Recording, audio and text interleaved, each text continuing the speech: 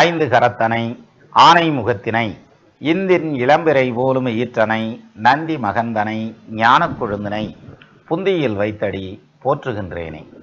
வணக்கம். நம்ம ஜோதிட சொந்தங்கள் எல்லாருக்கும் வணக்கம். 2025 புது வருஷம் கும்பராசிக்கு எப்படி இருக்கும் அப்படிங்கிறத இந்த பதிவில் பார்க்கலாம்.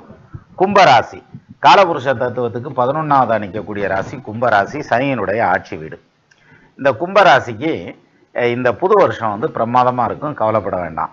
என்ன காரணம் அப்படின்னா, ஃபர்ஸ்ட் எடுத்ததும் கணவன் மனைவி ஒற்றுமை எப்படி இருக்கும், ஏன்னா ஃபேமிலி தானே முக்கியம், அதுக்கப்புறம் தானே எல்லாம். ஸோ அந்த வகையில் கணவன் மனைவி ஒற்றுமை நல்லா இருக்குமா அப்படின்னா, இவ்வளோ நாளாக கும்பத்துக்கு 2ஆம் இடத்துல ராகு நின்றுட்டு இருந்தார். இந்த ராகு 2ல் நிற்கிறத விட ராசிக்கு வர்றதுங்கிறது நல்ல விஷயம்தான். ஸோ அந்த வகையில் 2ஆம் இடத்துல இருந்து ராகு விலகுனாலே கணவன் மனைவி ஒற்றுமை நல்லா இருக்கும். இதுக்கு முன்னாடி கல்யாணம் பண்ணி கும்பராசிக்காரங்களுக்கு பிரச்சனையாகி சண்டை சச்சரவு ஓட்டு பிரிஞ்சிருந்தாங்கன்னா அந்த பிரிஞ்சிருந்த குடும்பம் ஒன்று சேர்றதுக்கான ஒரு வாய்ப்பை உருவாக்கும். அதே மாதிரி கேஸ் போக்குவரத்துன்னு பிரச்சனையாகி அது ஃபைனலைஸ் ஆகாமல் இழுத்துக்கிட்டே கிடந்ததுன்னா இப்போ அதெல்லாம் வந்து ஒரு தீர்வுக்கு வரும்ன்ற மாதிரியான அமைப்பு. டிவோர்ஸை பொறுத்த வரைக்கும் கணவன் மனைவியில் சுத்தமாக பிரிஞ்சுக்கிற சூழ்நிலையிலையும் பலர் இருப்பாங்க இல்லையா, அந்த மாதிரி வர்றதுல. சரி, அப்போது சட்ட ரீதியான பிரச்சனைகள் எல்லாம் தீர்வுக்கு வரணும். அது குடும்ப சார்ந்த பிரச்சனைகளாக இருந்தால் உடனடியாக தீர்வுக்கு வரும்ன்ற மாதிரியான அம்சத்தில் தான் இந்த வருஷமே ஆரம்பிக்குது. கணவன் மனைவி ஒற்றுமை நல்லா இருக்கும், பிரிஞ்சிருந்த குடும்பங்கள் ஒன்று சேர்றதுக்கான அமைப்பு உண்டு அப்படின்னு ஒரு அமைப்பு. அது மட்டும் இல்லாமல் திருமணத்தை எப்படி இருக்கும் அப்படின்னு எடுத்துக்கிட்டால், கல்யாண காலத்தை பொறுத்த வரைக்கும் எடுத்துக்கிட்டால் கல்யாணத்துக்கான அமைப்பு இருக்கான்னா இருக்குது. எப்போ வர்ற மே மாதத்துலேருந்து அங்கிட்ட அக்டோபர் மாதம் வரைக்கும் நடக்கிற பீரியட் இருக்கு இல்லையா, அது கொஞ்சம் யோகமான காலம்.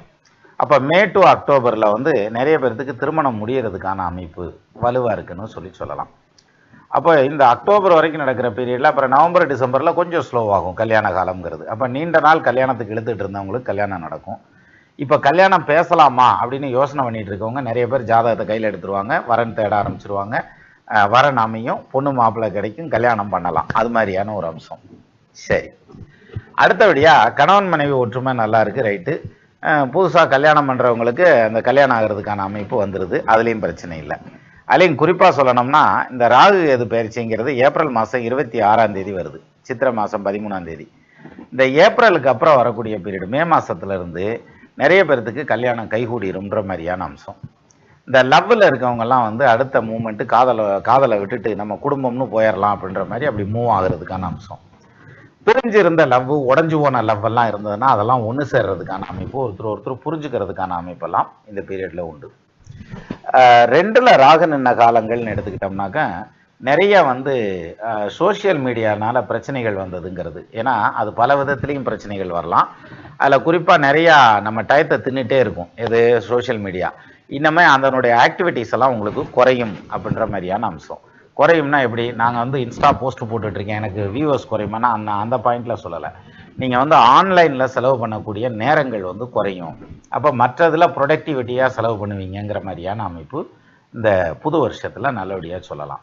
சரியா, அடுத்தபடியாக திருமண பாவம்ங்கிறது வந்து நான் சொன்ன மாதிரி கல்யாணம் லேட் ஆகிட்டு இருக்கிறவங்களுக்கு கல்யாணம் நல்லபடியாக கைகூடி வந்துடும். அதுக்கு அடுத்து குழந்தை பாக்கியம். குழந்தை பாக்கியத்தில் நிறைய பேர்த்துக்கு இந்த வருஷத்தில் குழந்தை பாக்கியம் கிடைக்கும். அதுலேயும் குறிப்பாக egg donor, sperm donor, surrogated mother, adoption எடுக்கிறது வரைக்கும் யாரும் வெயிட் பண்ணிட்டு இருந்தாங்கன்னா இந்த பீரியடில், அதாவது ஏப்ரலுக்கு அப்புறம் இதெல்லாம் கடகடன்னு நடந்து உங்கள் வீட்லேயும் குழந்தை சத்தம் கேட்கும் அப்படின்ற மாதிரியான அமைப்பு இந்த குழந்தைகளை பொறுத்த வரைக்கும். சரி, ஆல்ரெடி புள்ளையெல்லாம் பெற்று வச்சுருக்கோம்யா, படிப்பாங்களான்னு சொல்லு, அதில் தான் பெரிய மல்லுக்கட்டாக இருக்குவீங்களோட அப்படின்ற மாதிரியான அந்த பாயிண்டில் இருக்கிறவங்களுக்கு படிப்பை பொறுத்த வரைக்கும் எடுத்துட்டா நிச்சயமாக படிப்பு கைகூடுறதுக்கான அமைப்புங்கிறது நல்லபடியாகவே உண்டு. பிள்ளைகளுடைய படிப்பு நல்ல விதமாக இம்ப்ரூவ் ஆகும். சொன்னபடி கேட்பாங்க இனி வரக்கூடிய டைமில். அதுலேயும் ஏப்ரலுக்கு அப்புறம் வர்ற டைம்னா படிப்பில் அக்கறையெல்லாம் வந்து தாறுமாறாக படிக்க ஆரம்பிச்சிருவாங்கன்ற மாதிரியான அமைப்பு, முரட்டுத்தனமாக படிப்பாங்கன்ற மாதிரியான அம்சம். இதில் ஒரு சிலருக்கு வந்து இந்த ஸ்விம்மிங் கற்றுக் கொடுக்குறேன், நீச்சல் கற்றுக் கொடுக்குறேன், சிலம்பம் கற்றுக் கொடுக்குறேன், செஸ்ஸு கற்றுக் கொடுக்குறேன் அப்படிலாம் கிளம்புவாங்க இல்லையா, அந்த மாதிரியான வேலைகள் இப்போ சேர்த்து விட்டிங்கன்னா இப்போ கடகடன்னு செய்வாங்க. இவ்வளவு நாள் வளைக்க முடியலைனாலும் இந்த புது வருஷத்துலேருந்து இவங்களை வளைச்சி கொண்டு வந்தோம். இப்போ குழந்தைகளை பொறுத்த வரைக்கும் அப்படின்னு எடுத்துட்டா அவங்களுடைய ஃப்யூச்சர் அப்படிங்கிறது நல்லபடியாக இருக்குது. சரி, படிப்பு நல்லா இருக்கா அப்படின்னா கல்வியை பொறுத்த வரைக்கும் நல்லபடியாக போகும். அதில் ஒரு சிலருக்கு உயர்கல்வியெல்லாம் இருக்கும் இல்லையா, ஆல்ரெடி வெளிநாட்டில் படிச்சுட்டு இருக்கவங்களுக்கு படிப்பு முடிஞ்சு வேலையில் போய் உட்கார்றதுக்கான அமைப்பு உண்டு. ஒரு சிலருக்கு வந்து வேலைக்கு இப்போ வேலை தேடிக்கிட்டு இருப்பாங்க. அதில் நிறைய பேர்த்துக்கு வேலை கிடைக்கிறதுக்கான அம்சம் உண்டு. இதில் மீன ராசிக்காரங்களுடைய பிள்ளைங்க வெளிநாட்டில் இருக்கிறவங்க அல்லது படிப்பு முடித்து தாய்நாட்டில் இருக்கிறவங்க இவங்களுக்கெல்லாம் வந்து இந்த பாசிட்டிவான டைம் அப்படின்னு எடுத்துக்கிடலாம். அது மட்டும் இல்லாமல் ஹெல்த் அடுத்த பாயிண்ட். ஏன்னா ஒன்று ஃபேமிலி நல்லா இருக்கணும், அடுத்து பிள்ளைய நல்லா இருக்கணும், அதுக்கு அடுத்தபடியாகவே ஹெல்த் தான் இல்லையா? ஹெல்த் எப்படி இருக்கும் அப்படின்னா, ஹெல்த்தை பொறுத்த வரைக்கும் பயப்படுறதுக்கு எதுவும் இல்லை. 7.5 நடந்துட்டு இருக்குது. ஜென்மத்தில் சனி இருக்கார். இன்னொன்றில் திருக்கணிதப்படி வந்து மீனத்தில் சனி இருக்கார். எப்படி எடுத்துக்கிட்டாலும் சரி. ஸோ 7.5ல தான் இருக்கீங்க. அப்போ இந்த 7.5 வந்து பாதிக்குமா அப்படின்னா, 7.5 பாதிக்குமா அப்படிங்கிற ஒரு ஆர்வத்தோடு உட்காந்து ராசி பலன் பார்க்குற அளவுக்கு வந்துட்டீங்கன்னா உங்களுக்கு வந்து 2வது சுத்து 7.5 தான் மோர் தென் 80 or 90% இருக்கும். அதனால் இந்த 2வது சுத்து 7.5 பொங்கு சனின்னு தான் சொல்லுவாங்க. அதனால் ஒன்றும் பயப்பட வேண்டியதில்லை. பொங்கு சனி நல்ல பலனை தான் செய்யும். அப்போ ஹெல்த் வந்து நல்லாயிருக்கும்.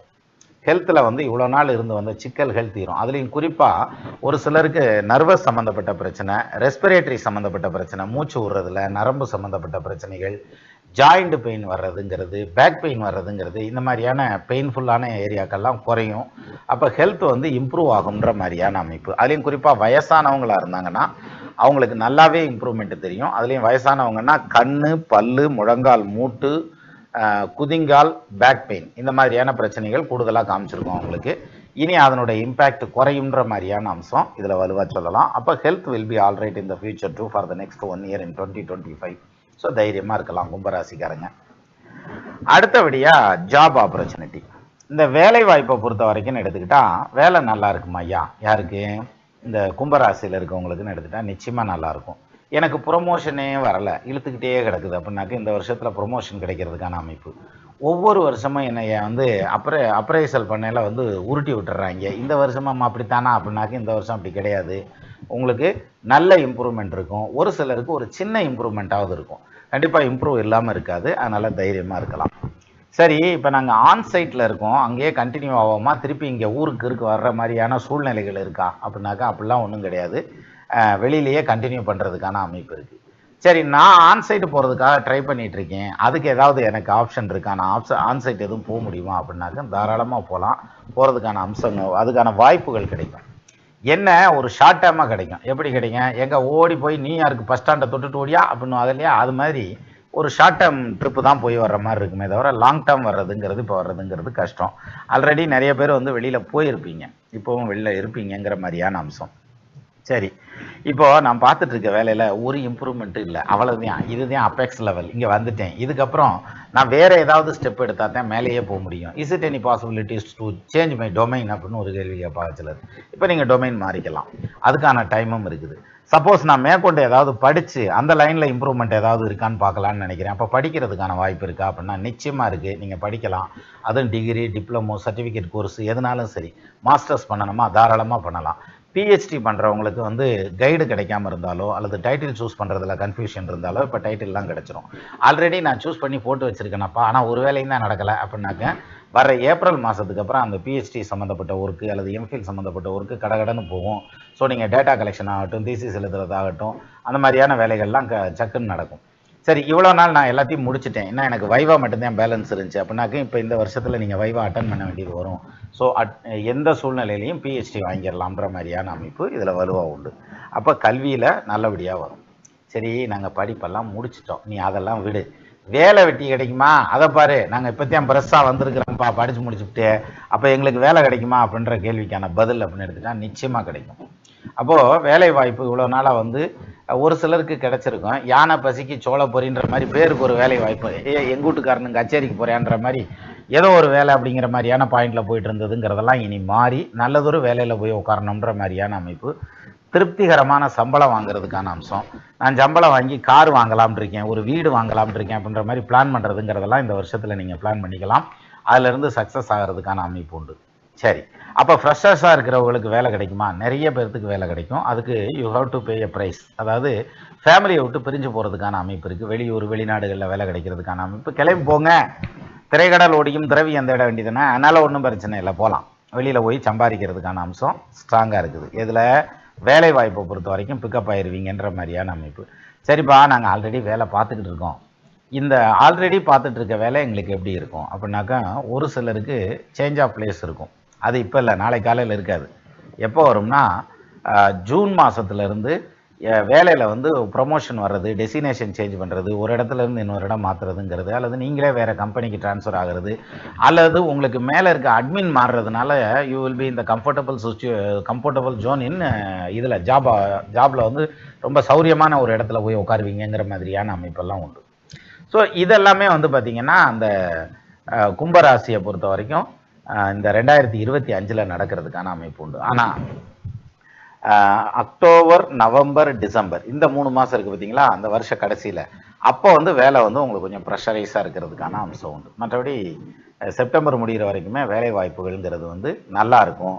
புதுசாக வந்து வேலை தேடிட்டு இருக்கவங்களுக்கும் வேலை கிடைக்கும். ஆல்ரெடி வேலையில் இருக்கிறவங்களுக்கு ப்ரொமோஷன், சேலரி இன்க்ரிமெண்ட்டு அல்லது அந்த மாதிரியான விஷயங்கள் வந்து பாசிட்டிவாக நடக்குன்ற மாதிரியான அமைப்பு. சரி, இது வேலை வெட்டியெல்லாம் இருக்கட்டும், நாங்கள் சொந்தமாக தொழில் பண்ணலாம்னு இருக்கோம். இம்பிட்டு காலம் வேலை பார்த்துக்கிட்டே இருந்தேன், இப்போ சொந்தமாக தொழில் பண்ணலாம்னு இருக்கோம், அது எதுவும் செய்யலாமா அப்படின்னாக்க, முதல்ல நீங்கள் முதலாளி ஆகிற ஜாதகமாங்கிறது உங்கள் ஜாதகத்தில் தெரியும். அப்போ நடக்கிற தசாபுத்தி அதுக்கு மேட்ச் ஆகுதான்னு பார்த்துக்கோங்க. அப்படின்னா தாராளமாக ஆரம்பிக்கலாம்.